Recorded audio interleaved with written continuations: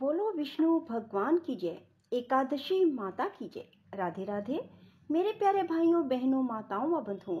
आज एकादशी के दिन मैं आपको एकादशी की एक बहुत ही पौराणिक और पुण्य फल देने वाली कहानी सुनाने जा रही हूँ। बंधुओं, इसे प्रेम पूर्वक श्रद्धा भाव से सुने। एक बार एक राजा के दो बेटियां थी।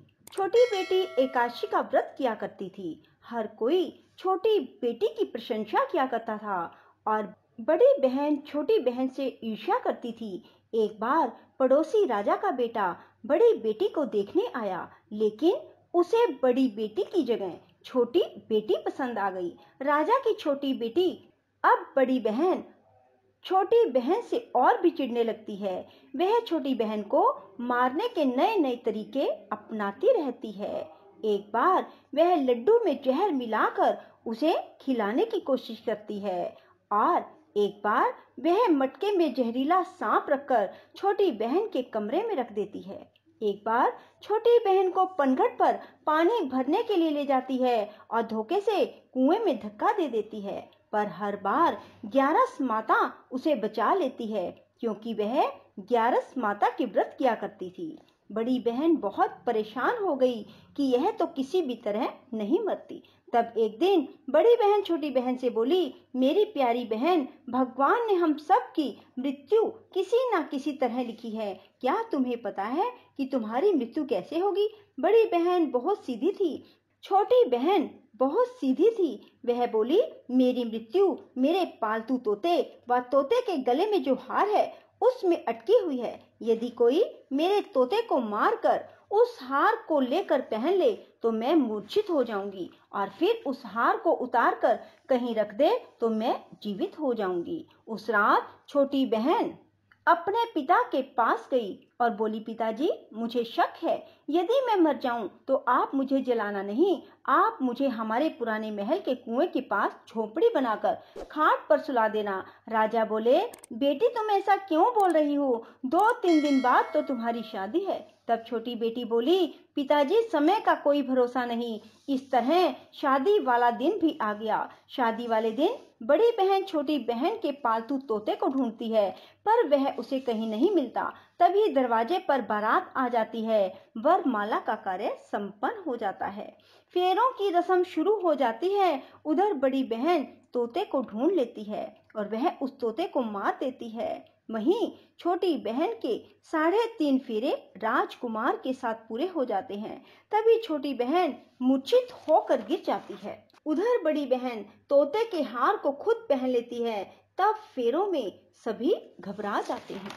सभी बारातियों में हलचल मच जाती है कि राजकुमारी को क्या हुआ। सब डर जाते हैं। तब राजा वैद्य हकीमों को बुलाते हैं। छोटी राजकुमारी को महल में ले जाकर लिटा दिया जाता है। वैद्य और हकीम राजा से कहते हैं, राजकुमारी ना मरी है ना जीवित है, हमने ऐसा पहली बार देखा है। तब राजा उनसे कहते हैं, बाहर जाकर बोलना कि राजकुमारी बेहोश है, अभी थोड़ी देर में ठीक हो जाएगी। यदि तुम ऐसा नहीं कहोगे तो मैं तुम्हें फांसी दे दूंगा। बेचारे वैद्य हकीम राजा के कहे अनुसार बोल देते हैं। तभी बड़ी बेटी आती है और कहती है, पिताजी, मुझे छोटी बहन के मरने का बहुत दुख है।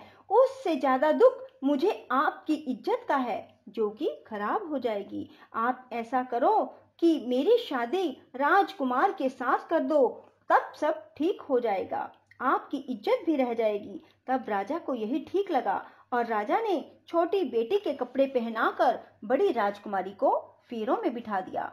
पर राजकुमार ने मना कर दिया, कहा कि यह मेरी पत्नी नहीं है। मेरी पत्नी जब बोलती है तो उसके मुंह से फूल झड़ते हैं। लेकिन सबने समझा बुझाकर उससे 3.5 फेरे लगवा दिए। बड़ी राजकुमारी ससुराल आई तो राजकुमार ना तो उससे बात करते थे, ना उसके हाथ से पानी पीते थे, ना ही उसके हाथ का बनाया हुआ खाना खाते थे। राजकुमार ने मन ही मन सोचा, मैं पता लगा कर रहूंगा कि मेरी पत्नी के साथ क्या हुआ। एक दिन राजकुमार दुखी मन से घोड़े पर बैठकर जा रहे थे कि घोड़ा वहीं जाकर रुका जहां राजकुमारी की अधमरी लाश को रखा गया था। राजकुमार ने मन ही मन सोचा कि घोड़ा यहाँ किस कारण से रुका है। कोई तो वजह है जो यहाँ घोड़ा रुक रहा है। तब राजकुमार घोड़े से उतरकर पुराने महल में गए। वहाँ एक चौकीदार था। राजा ने पूछा, यह महल किसका है? तब चौकीदार ने बताया कि यह महल किसका है। तब राजकुमार समझ गए कि यह पुराना महल तो उसके ससुर का ही है। वहाँ खाट पर कौन सो रहा है? राजकुमार ने चौकीदार से पूछा।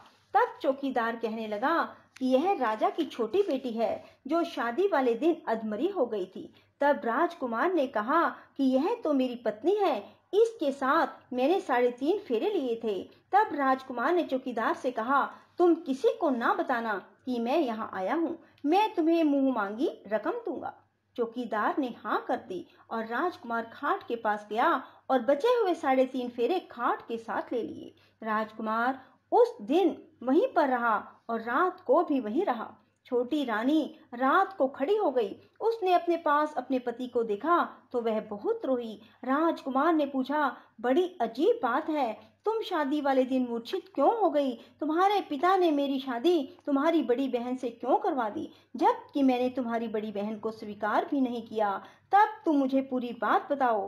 तुम दिन भर तो मूर्छित थी, अब रात को जीवित कैसे हो गई? इसका भी राज बताओ। तब राजकुमारी ने अपने पति को तोते और हार वाली सारी बात बताई। यह भी बताया कि यह बात मैंने अपनी बड़ी बहन को बताई थी। एक बार मेरी बड़ी बहन ने मुझसे मेरी मृत्यु का उपाय पूछा, तब मैंने उसे पूरी बात बताई। मेरी बड़ी बहन मुझसे बहुत ईर्ष्या करती थी। उसने कई बार मुझे मारने की कोशिश की, पर ग्यारस माता ने मुझे हर बार बचा लिया। यह सब मेरी बड़ी बहन ने किया है। तोते के गले में जो हार था वह मेरी बड़ी बहन दिन में पहन लेती है और रात को उतार देती है। इसीलिए मैं दिन में मूर्छित रहती हूँ और रात को जीवित हो जाती हूँ। यदि वो हार मुझे वापस मिल जाए तो मैं हमेशा के लिए जीवित हो जाऊंगी। कोई बहन भी ऐसा कर सकती है?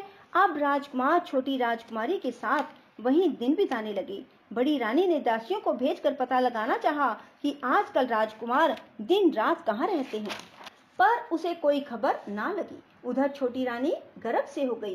एक दिन छोटी रानी ने राजकुमार से कहा, मुझे चाहे बेटा हो या बेटी, रात में ही हो, दिन में तो मैं मूर्छित रहती हूँ। पर एक दिन राजकुमार को किसी काम से बाहर जाना पड़ा और तभी राजकुमारी प्रसव से हो गई। तब उसने ग्यारस माता को याद किया। तब ग्यारस माता स्वयं आकर उसका प्रसव करवाती है। उसके सुंदर पुत्र पैदा होता है। तभी वहां राजकुमार आ जाते हैं। उसने भी ग्यारस माता के दर्शन किए। ग्यारस माता बोली, ये मेरी परम भगत है, और बोली, जब तुम्हारा बेटा 5 वर्ष का हो जाए तब तुम इसे अपनी पत्नी का हार लाकर पहना देना। देखते ही देखते कुंवर 5 वर्ष का हो गया। बेटा युवराज 5 वर्ष का हो गया। तब राजकुमार अपने बच्चे से कहते हैं कि बेटा युवराज, तुम यहीं रहना, माँ की खाट के पास, मैं शहर से काम निपटा कर आता हूँ। तब बड़ी रानी के दास दासी राजा को वहां से आते हुए देख लेते हैं और बच्चे को उठवा लेते हैं। बच्चे के 2 टुकड़े कर दिए जाते हैं, एक टुकड़ा चक्की के नीचे और एक अपने पलंग के नीचे रख लेती है। तब वह ग्यारस माता को याद करती है और ग्यारस माता भीख मांगने के लिए बड़ी रानी के महल में आती है। तब बड़ी रानी अपने दास दासियों के हाथों भिक्षा भिजवा देती है, पर ग्यारस माता कहती है कि मैं तो तुम्हारी रानी के हाथों से ही भिक्षा लूंगी। तब वे जाकर उसे कहते हैं। तब बड़ी रानी खुद उसे भिक्षा देने के लिए आती है। तब ग्यारस माता बिल्ली का रूप बनाकर अंदर जाती है और उसके बच्चे के जो 2 टुकड़े होते हैं उन्हें इकट्ठा जोड़ देती है और उसमें प्राण फूंक देती है और उसे लेकर चली जाती है। राजकुमार कुंवर को लेकर महल में जाते हैं और कहते हैं, रानी, ये बच्चा मेरी दूर के रिश्ते की बहन का है। यदि तुम इसे प्यार से रखोगी तो शायद मेरा दिल भी तुम पर आ जाए। तब बड़ी रानी कुंवर को लाड प्यार से रखती है। तब एक दिन राजकुमार अपने बेटे से कहता है कि तुम अपनी मामी से हार मांग लो, हम ये हार लेकर तुम्हारी माँ के पास चलेंगे, पर ये बात अपनी मामी को मत बताना। कुंवर बोले, मामी मामी, मुझे अपना ये हार दे दो। एक बार तो रानी जवाब दे देती है, पर फिर उसे ये बात याद आती है कि जब राजकुमार ने उसे कहा था कि यदि तुम बच्चे का ध्यान रखोगी तो मेरा दिल तुम पर आ जाएगा। तब बड़ी रानी कुंवर को हार दे देती है। कुंवर उस हार को लेकर अपने पिता को देते हैं। आज हम आपके हाथ का बना हुआ खाना खाएंगे, हम आते हैं, तुम खाना तैयार करो। बड़ी रानी बहुत खुश हो जाती है कि आज मेरे पति मुझसे खुश हैं। तब राजकुमार छोटी रानी के पास जाते हैं। बड़ी रानी उधर बहुत खुश होती है।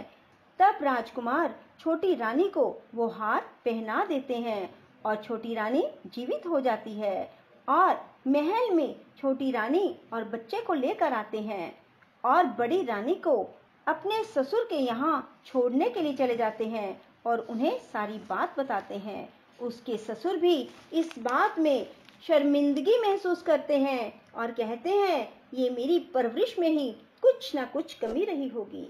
और ग्यारस माता की कृपा से छोटी रानी के भाग जाग जाते हैं। हे ग्यारस माता, जैसे आप छोटी बेटी पर प्रसन्न हुई वैसे सब पर होना। कहते सुनते हुंकारा भरते सब पर अपनी कृपा बरसाए रखना। बोलो ग्यारस माता की जय। राधे राधे, जय श्री कृष्णा। बंधुओं, यदि आपको हमारी वीडियो पसंद आए तो इसे लाइक करें और शेयर भी जरूर करें। साथ ही हमारे चैनल को सब्सक्राइब करना ना भूलें।